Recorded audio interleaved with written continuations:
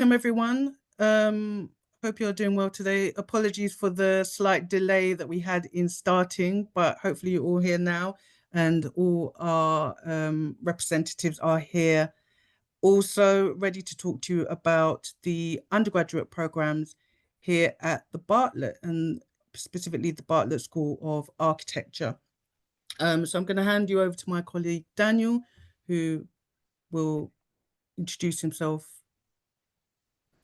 Hi, everybody. It's really nice to meet you all, to meet you online, and thank you so much for joining this session this afternoon, and thanks for your interest to come to study architecture with us at the Bartlett. Sarah-Lynn, when you're ready, you can share the slides on the screen. But essentially today, what we want to run you through is a little bit about us at the Bartlett, how you become an architect in the UK, and how our undergraduate courses give you a foundation to start that journey. And then each of my colleagues will run you through the courses they oversee. And then we'll have a little bit at the end about the admissions process.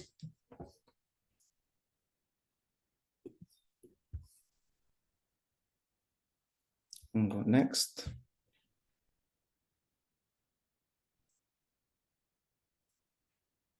Yeah, so that's the contest for today, and of course we have a bit of time for Q&A at the end. So who we are? The Bartlett, we are an architecture school with a really very long tradition of creativity and innovation. We're a very large and diverse community of both practitioners and academics, and together we teach and research architecture, really questioning what architecture is and what it can be in the future. Architecture has been taught at UCL for almost 180 years, so that makes us one of the oldest architecture schools in the UK.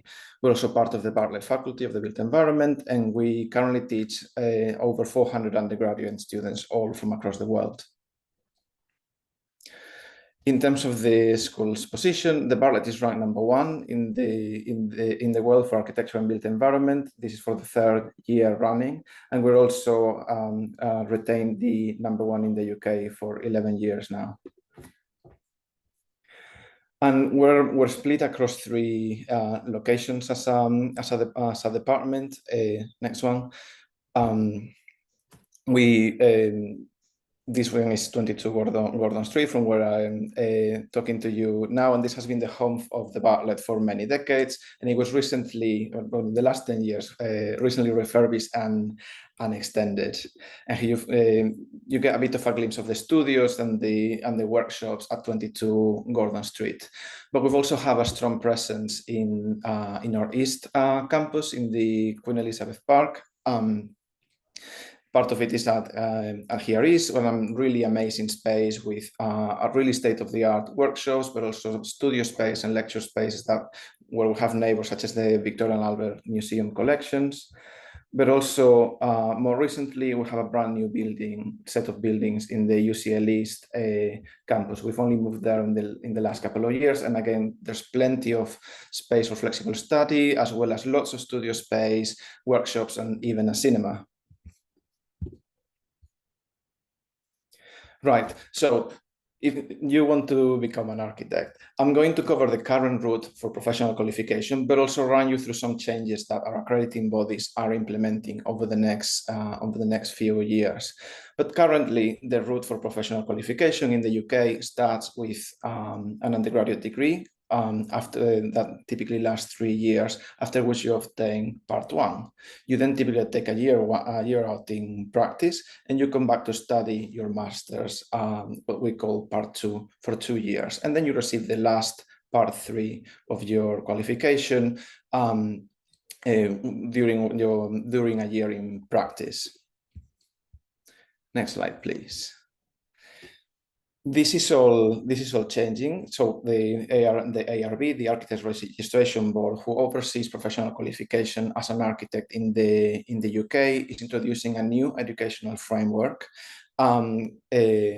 which means that prescription at part 1, undergraduate level, will end in December 2027. So effectively, everyone who starts an undergraduate degree in architecture anywhere in the UK, this is a nationwide change, will be graduating without ARB part 1. However, this qualification will move onto the master's level, so it won't affect your route to qualification. That sort of like will just move to the to your master's. Still, all currently accredited part 1 courses will still be accredited by the RIBA or other professional body. So with this change in mind, it is also important that you keep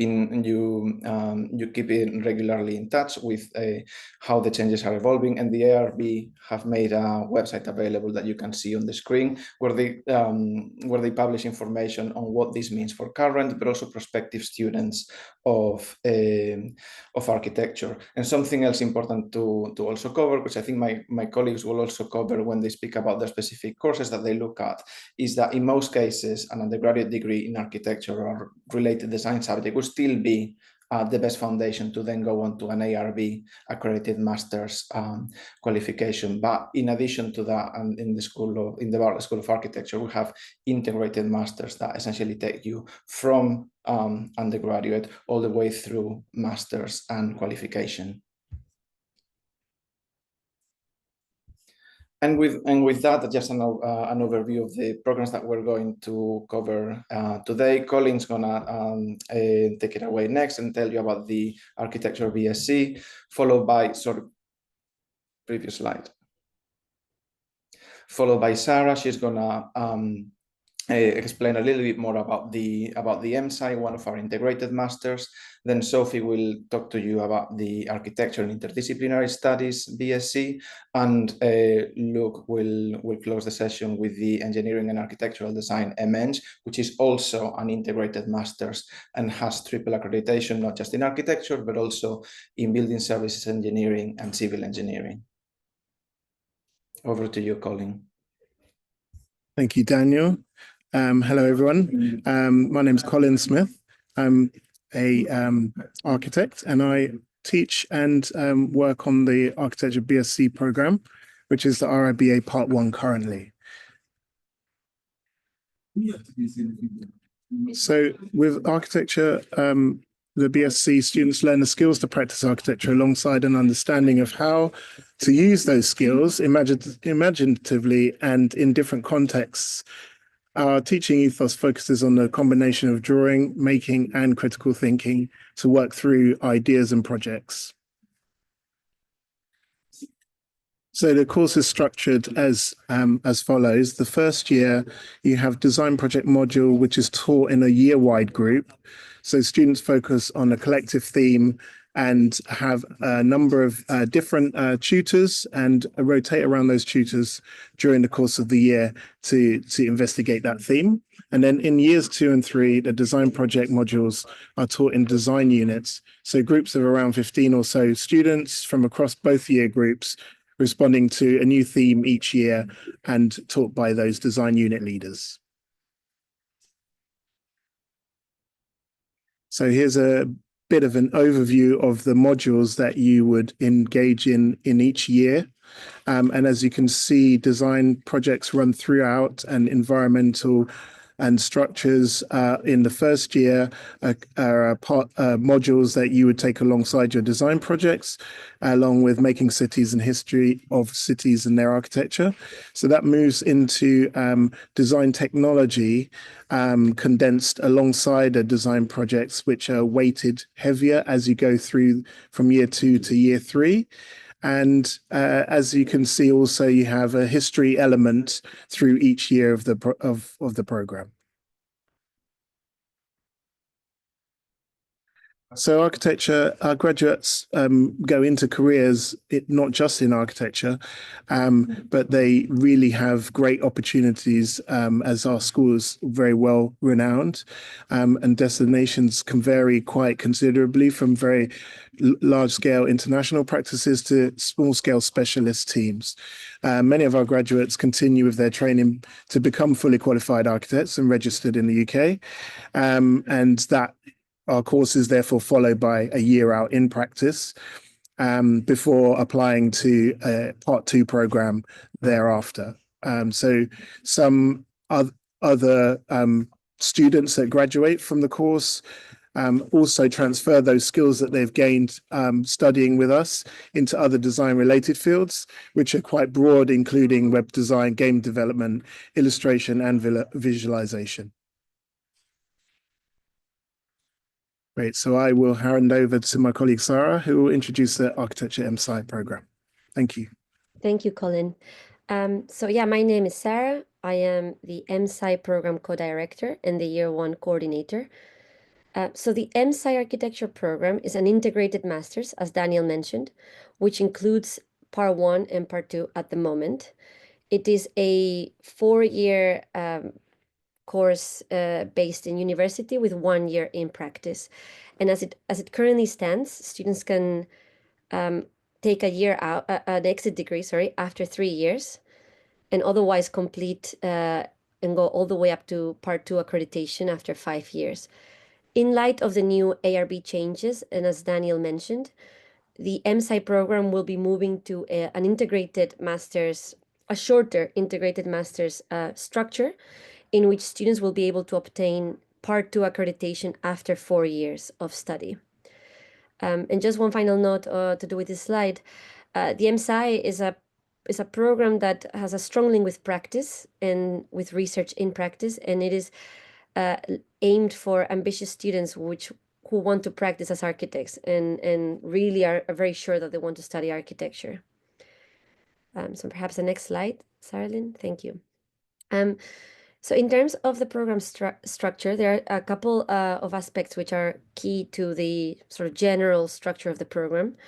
One is it has different streams that are interconnected and that shape the education of a student. So you have the design stream, the technology stream, history and theory stream, professional practice, and skills. And alongside that, there's an annual theme that runs in parallel across all design units, which acts as an umbrella topic that all design studios tackle in different ways. And a bit more of a kind of granular view into the program. So as I said, there's these different streams running across all years. Those being design, which slowly take up more and more of importance as you go up into years 3, 4, and even 5. You also have history and theory every year of your education. Structural and environmental tools and concepts, which essentially we call technology, and that's something that slowly evolves into an integrated project book in year 4. And what we call skills, which can be digital or making skills, which are assessed as part of the program. And just lastly, in terms of careers, there is obviously an aim for students to be very embedded in practice and this notion of practice. We equip students to start their own practice, to join different studios within the country, and to have the confidence to perform in the architectural world. In parallel to that, there's a strong emphasis on research and that in its relationship to practice. So alongside there's the many years of the program, students obtain different skill sets to be able to embed practice in the real world. Thank you, Saralyn. I think you can move into the next one. Which just transitions into architectural interdisciplinary studies for my colleague Sophie Reed. Thanks, Sarah. Hi there, I'm Sophie Reed. I'm Programme Director of Architectural and Interdisciplinary Studies, or AIS as we're more commonly known. So on AIS, you can study our 3-year program or our 4-year program, which has got a really exciting study year abroad. If you could move to the next slide, brilliant. And on AIS, we kind of offer quite a different, something quite different to our sister programs here at the Bartlett.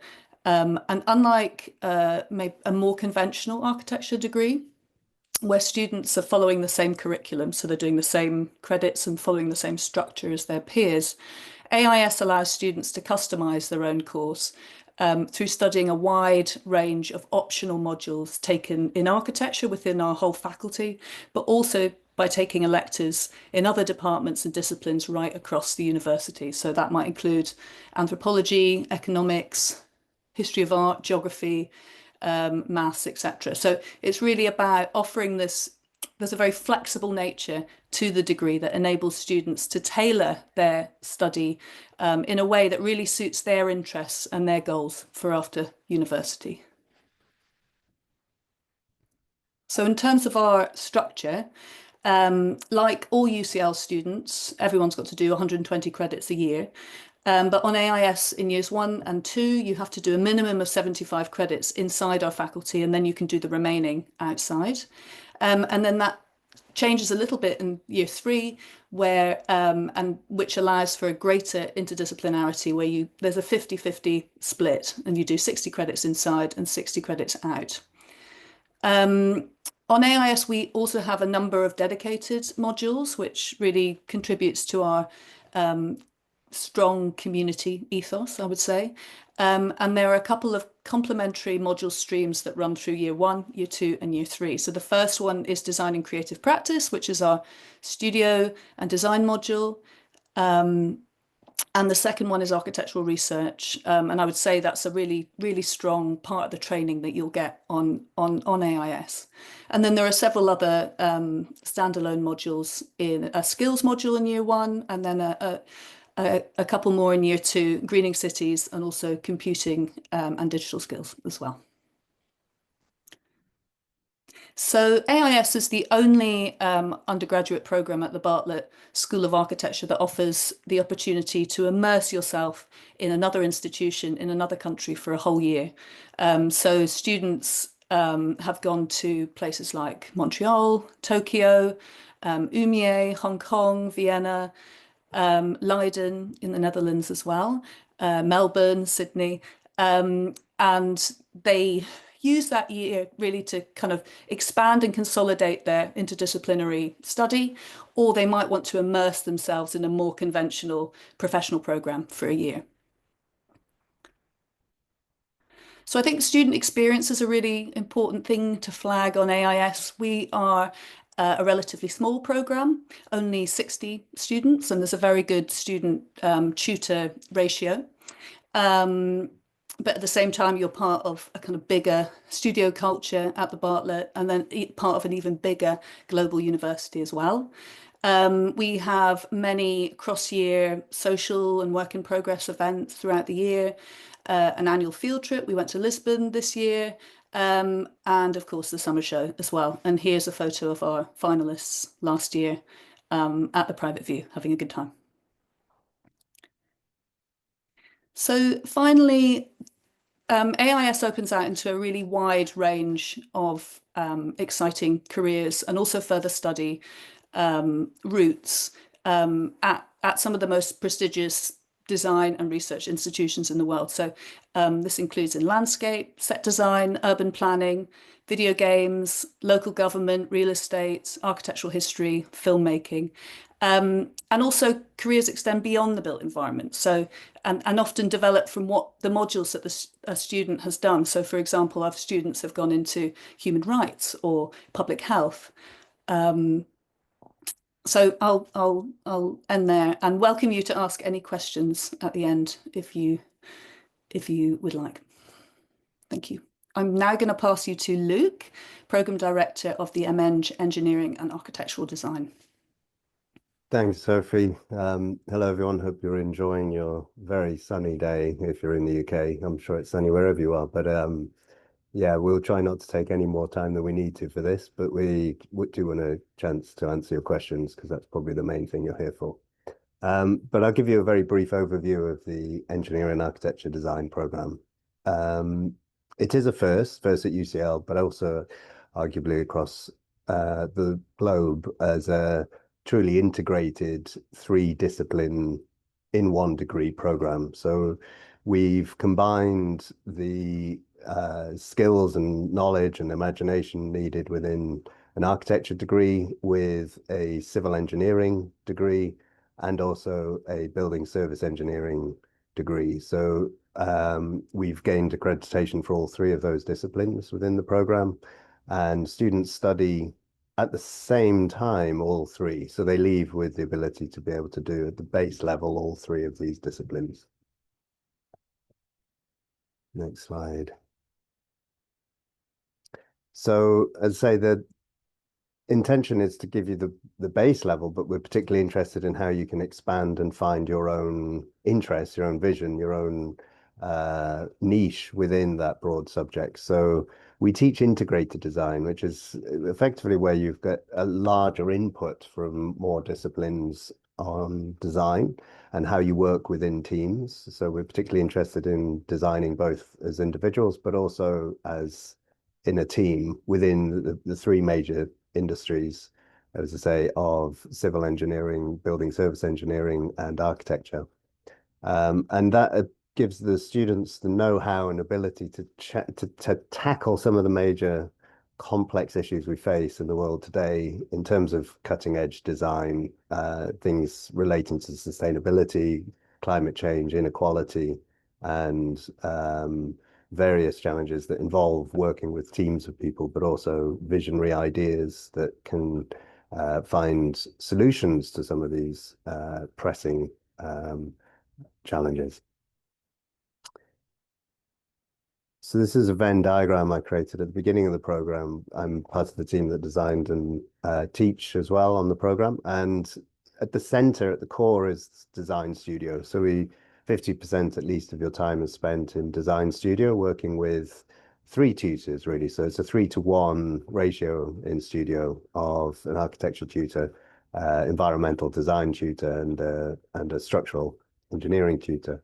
And each department is led by the part of UCL that's associated with. So obviously in architecture, it's about the School of Architecture, but a third of the program is also then taught and run by IEDE, which is the Institute of Environmental Design Engineering, and CEGE, which is the Civil Engineering and Geomatic, Civil Environmental and Geomatic Engineers. So effectively the civil engineering part of UCL.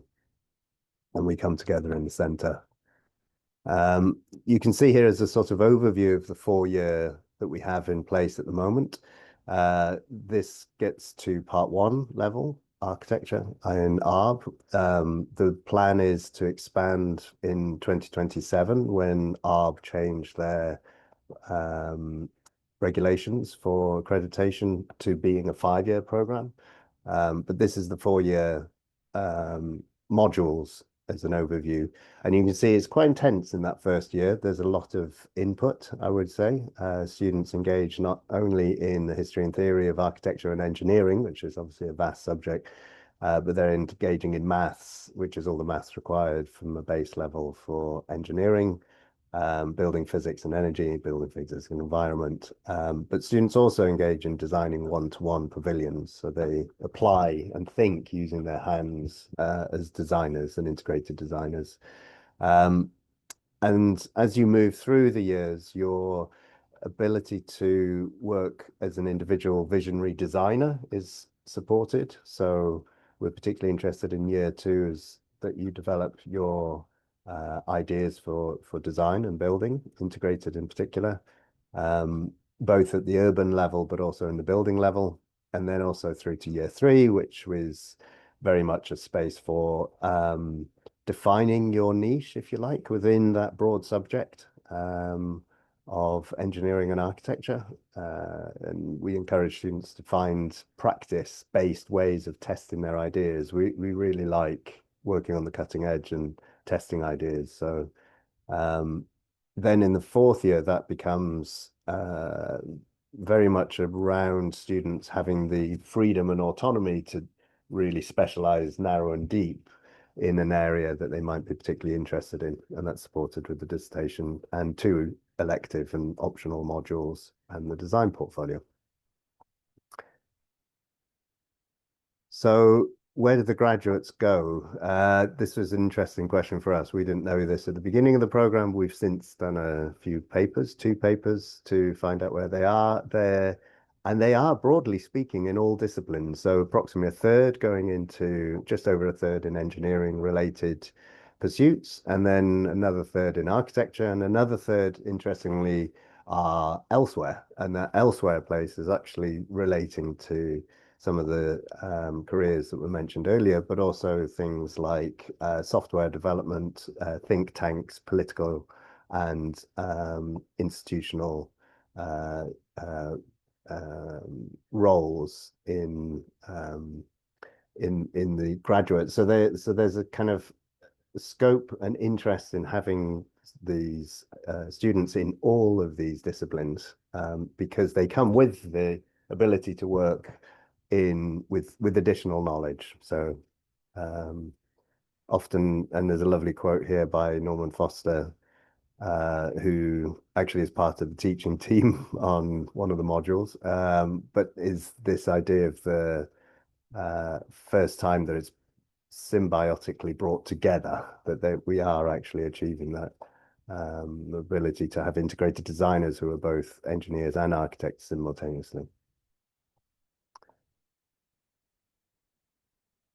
So entry-level requirements there, this applies for all, I think there's all programs mentioned here, but for the MEng is slightly higher with 3 A's requirement, and also requirement within the program for math at GCSE level at A grade from physics or maths. But otherwise, any subjects can be accepted. So we take a broad church of graduates and coming in and students coming in as well. So very mixed group, which we celebrate. I can pick it up from here again. I'm having a look at the Q&A as well, and a lot of the questions relate to interviews and portfolios. So we'll cover this a little bit now, and it applies to all 4 programs that you've been introduced to today. Follow a very similar admissions process, which involves a portfolio submission, a submission portfolio of work, and an interview. For the interview, we mainly focus on in the portfolio work and in what your interests are in architecture, and the questions are designed to try to assess your abilities, but also what your further interests are. Interviews typically last 15 to 20 minutes, so that's why more often than not, you won't be able to present all of your work, and it's important to spend some time perhaps preparing your portfolio, so you have like a project or a couple of projects that you think perhaps better reflect your interests, or the ones that you're perhaps more proud of. Next slide, Sarah. For the portfolio, we're looking for a collection of work that has been produced by yourself, and that reflects your personal interest and your personal entry point into architecture and design. We always look for very creative and experimental and innovative applicants, so always never hold off. Next slide. We're really interested in seeing your ability to think creatively, intellectually, and particularly to think in 3 dimensions, but also your ability to draw and to use different media in the way you express yourself. And that's everything. We've got time for Q&A now, but if you have any follow-up questions after the session, here's the Architecture Office email, and you can get in touch with us through that email, and it'll get directed to the right person. Thanks, everyone.